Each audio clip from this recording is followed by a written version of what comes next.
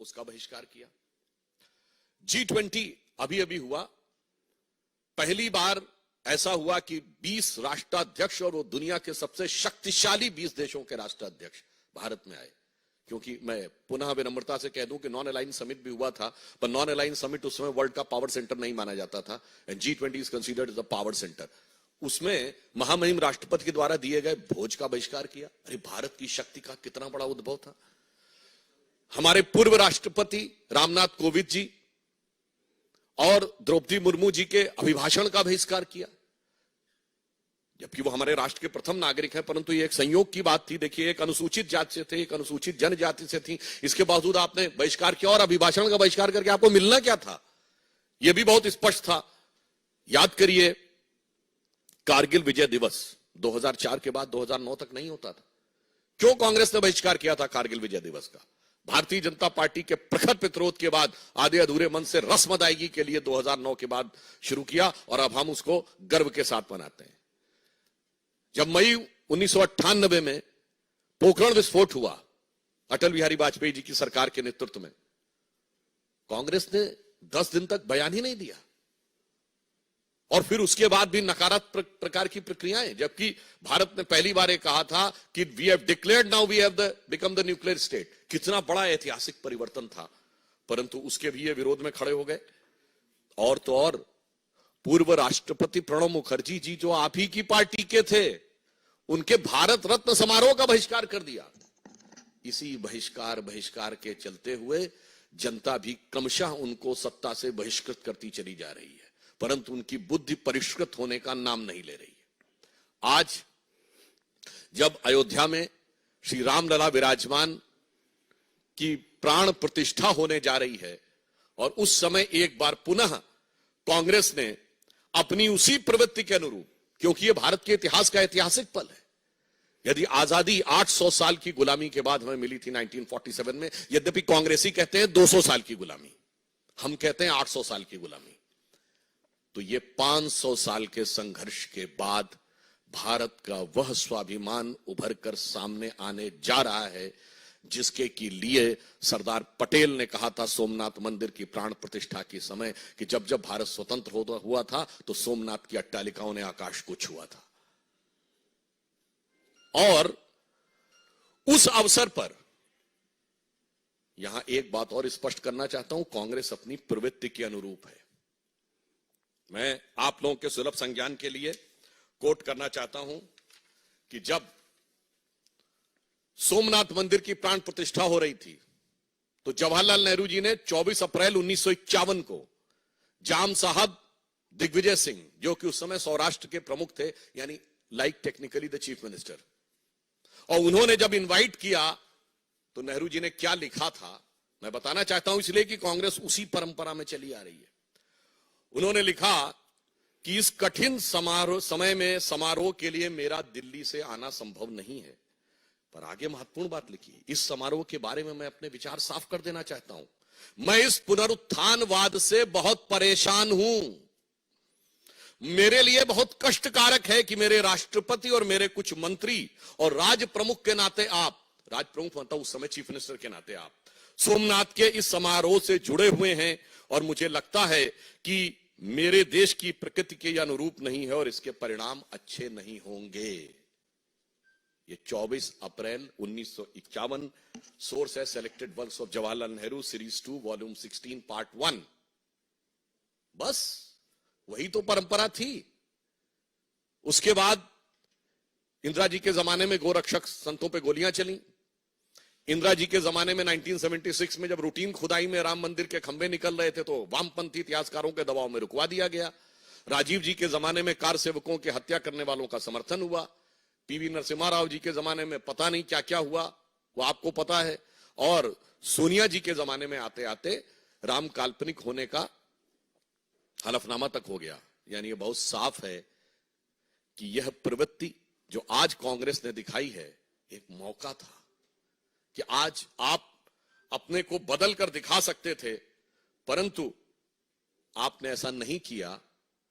परंतु मैं एक और बात स्पष्ट करना चाहता हूं, यह नेहरू की कांग्रेस है, यह गांधी की कांग्रेस नहीं है। क्योंकि महात्मा गांधी का तो राजनीतिक दर्शन था राम राज्य। महात्मा गांधी का नित्य का भजन था रघुपति राघव राजा राम। महात्मा गांधी की समाधि पे लिखा हुआ है हे राम। और आज उस राम राज्य की प्राण प्रतिष्ठा का प्रारंभ हो रहा है, श्री गणेश हो रहा है, और आप उसके साथ नहीं खड़े हैं। इसका मतलब बहुत साफ है कि ये गांधी की कांग्रेस और नेहरू की कांग्रेस का अंतर भी अब बिल्कुल साफ हो गया है। और आज इस अवसर को जो इन्होंने अपने हाथ से गंवाया है, ये कांग्रेस के अंदर का भारतीय संस्कृति, हिंदू धर्म और हिंदुत्व के प्रति जो विरोध है उसको दर्शाता है। अब बताइए इससे ज्यादा क्या होगा कि श्री राम जन्मभूमि केस में जो बाबरी मस्जिद पक्ष के पक्षकार इकबाल अंसारी थे, उनको इनवाइट किया गया है। यह हिंदू धर्म की महान उदारता के परंपरा के अनुरूप है। गोली चलाने वालों को भी इनवाइट किया गया। बताइए वो आने को तैयार हैं जो मुख्य पक्षकार थे, मगर चंद कट्टरपंथी वोटों की तिजारत की गला काट प्रतिस्पर्धा में कांग्रेस और कांग्रेस गोत्र के सारे दल, कांग्रेस की परंपरा के सारे दल आज हाहाकार मचाने को तैयार है। मतलब आपने हिंदी में कहावत सुनी होगी ना कि मुद्दई सुस्त गवाह चुस्त। यहां तो मुद्दई साथ में आके खड़ा हो गया है, मगर इसके बावजूद इन लोगों के मन में अभी भी वह लोभ दिखाई पड़ रहा है। तो मैं कह सकता हूं कि एक कहावत होती है कि राम नाम कड़वा लगे और प्यारा लागे दाम, तो दुविधा में दोनों गए न माया मिली न राम।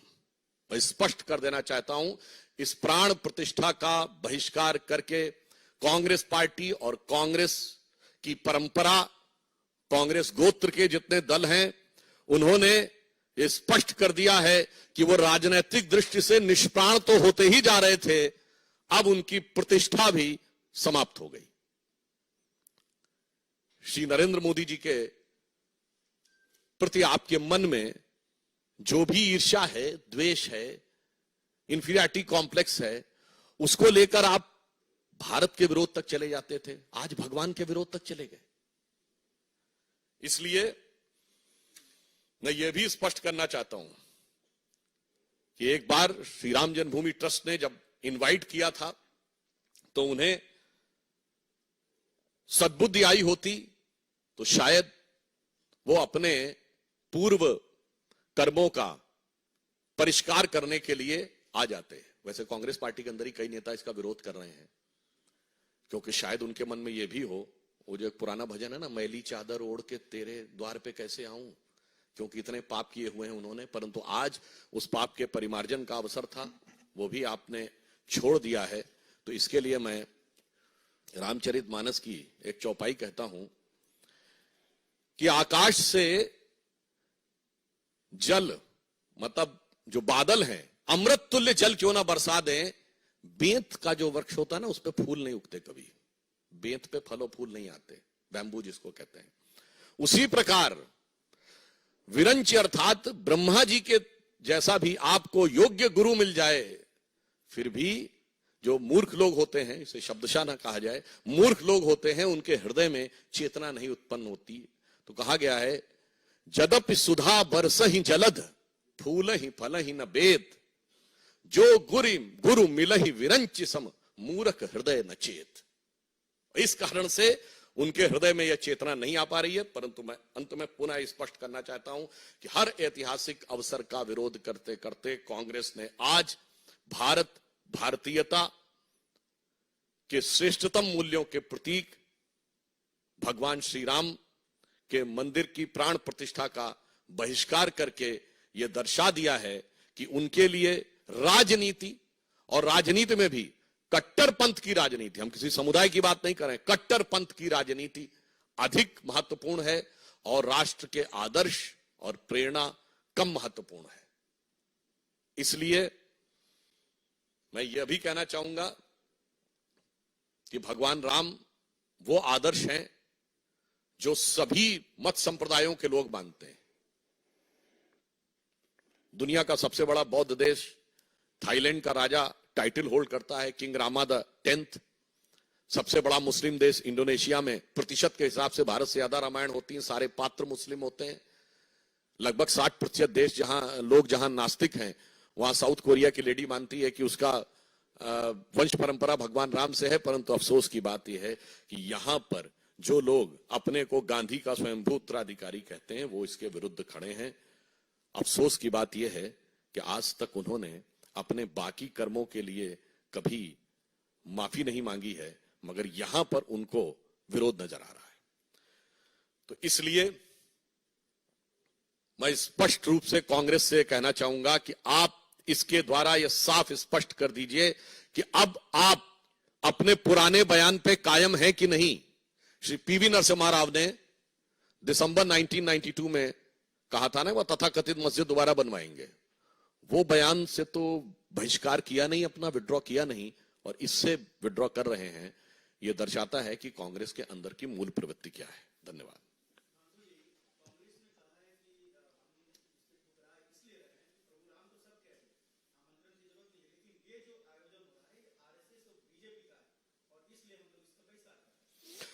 देखिए, यह आयोजन श्री राम जन्मभूमि ट्रस्ट के द्वारा हो रहा है, और भगवान के द्वार पर अपना पराया किसको नजर आता है? भगवान के द्वार पर इस दल और उस दल का कौन नजर आता है? परंतु हमने तो कभी नहीं कहा कि श्री राम जन्मभूमि के विरोध में आपके नेता वकील का चोला ओढ़कर खड़े होते थे। इसलिए इसका किसी संगठन विचार से कोई मतलब नहीं। यह भारतीय संस्कृति, भारतीय परंपरा के श्रेष्ठतम मूल्यों का प्रतीक है। इसलिए इसके बारे में वो करना सिर्फ एक बहाना ढूंढना है। जैसे किसी को कोई कार्य ना करना हो तो वो बहाना ढूंढता है कि किस आधार पे हम इस चीज के में अवरोध उत्पन्न करें। तो चूंकि ये सदा सर्वदा से अवरोध उत्पन्न करते रहे थे, तो अंतिम समय पे भी कुछ ना कुछ विघ्न उत्पन्न करने का प्रयास कर रहे हैं। परंतु आप आश्वस्त रहिए, महान भारत की विकास यात्रा की प्राण प्रतिष्ठा मोदी जी के नेतृत्व में हो चुकी है, और अब भारत के सांस्कृतिक उत्थान और सांस्कृतिक गौरव की प्राण प्रतिष्ठा और सांस्कृतिक स्वाभिमान की प्राण प्रतिष्ठा श्री राम जन्मभूमि ट्रस्ट के द्वारा, इस कार्यक्रम के द्वारा हो रही है।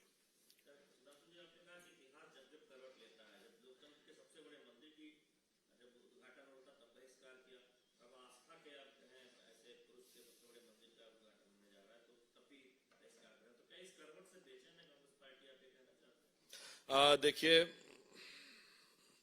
ऐसा है कि एक चौपाई है, सकल पदार्थ हैं जगमाही, कर्महीन नर पावत नहीं। तो सभी अच्छे अच्छे अवसर संसार में उपलब्ध हैं, परंतु कुछ लोग जो अपने कर्म से हीन होते हैं, उन्हें प्राप्त नहीं होता। इसलिए हर ऐतिहासिक अवसर पर भागीदार बनने से कांग्रेस वंचित रहती है और उसका विरोधी के रूप में खड़ी हो जाती है।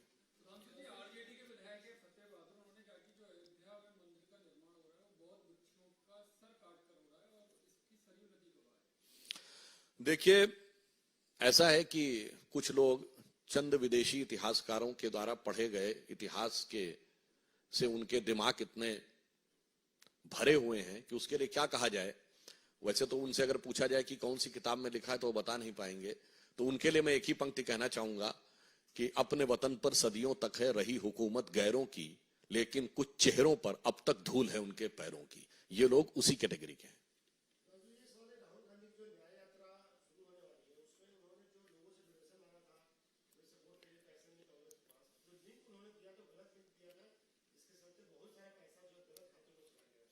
देखिए, यही तो प्रॉब्लम है, कांग्रेस सत्ता में रहे या प्रतिपक्ष में रहे, वो खातों का लिंक जो है हमेशा गलत ही होता है।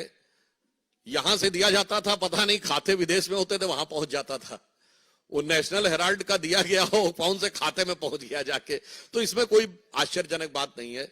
ये तो इधर का माल उधर और उधर का माल इधर करने वाली कांग्रेस की पुरानी प्रवृत्ति के अनुरूप है।